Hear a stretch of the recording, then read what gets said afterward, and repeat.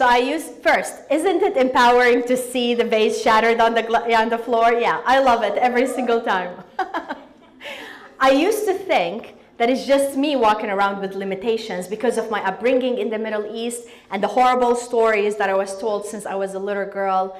But this story, same exact vase, the fear of making mistakes, the worry of being judged, the aspiration for perfection is stopping them from being creative, from believing in themselves, from moving on with their lives. They come to me as I'm coaching them and they tell me about their amazing stories and what they want to accomplish in their life and their dreams, and they're filled with energy and excitement. But then the energy starts going down and they start telling me about all of the fears and insecurities and all the reasons why they should not pursue their dreams.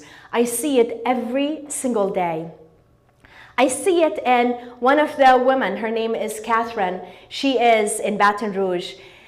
And she is a banker. She would love to be the first executive woman in her bank. She looks up the chain and all of them are men.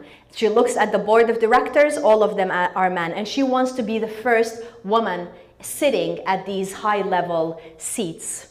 She was telling me that she was part of a meeting where all the executives were invited to it, and she was there with some other bankers, and they were discussing some fraud that the banking industry, a new kind of fraud that they were facing.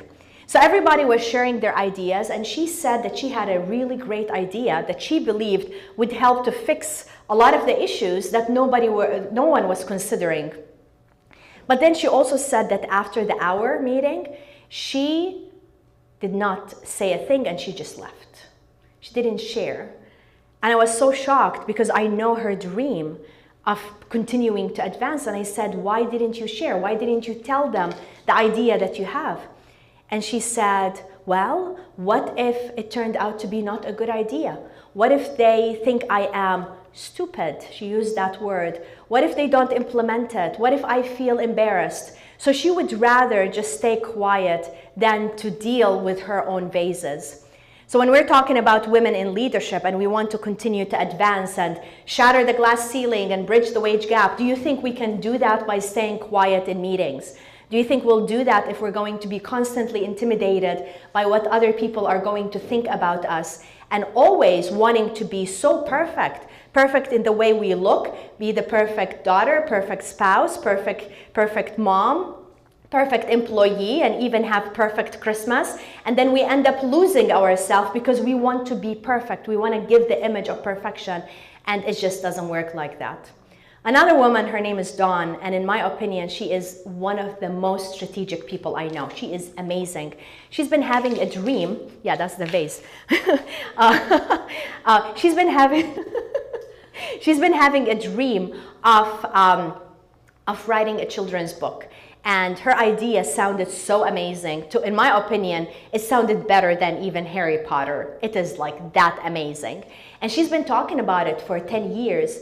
And I said, well, why didn't you start writing?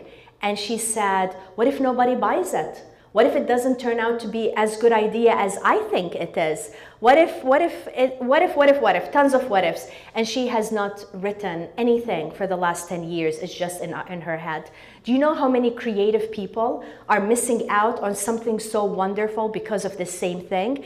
And the problem is, it's not just us individually we're missing out. We're having our company, our team, even our entire community and the world miss out because we are so scared of moving forward. She can write it. Who cares if anybody buys it? Who cares? Just write it. Let your creativity shine, because there's so much we learn about ourselves every time we are following these dreams and our intuition. Another woman, her name is Mary. And Mary is in her mid-40s, and she believes that she is not good enough. Totally believes it. It's so ingrained in every single cell in her body. And of course she wants to continue to grow, and she wants to achieve bigger dreams, but she's stuck in her vase that she is not good enough. That's the story she keeps telling herself. So as I was coaching her, we were trying to figure out where this came from. Like, how is it possible for somebody to think like that about herself? And it turned out when she was 12, her coach for a sports team did not select her for a certain activity.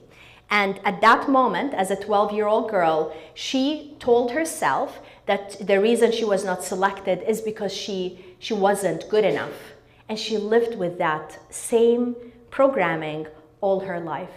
Can you imagine how much more she would have achieved if she truly believed in herself, if she didn't have this one negative programming that's playing in her head every single day, every time she has to speak in a meeting, every time she has to present, every time she is interviewing for a job, she's constantly, most likely, telling herself before these meetings that she's not good enough. And do you think she will get these opportunities and be able to shine? Absolutely not. This vase is stopping her.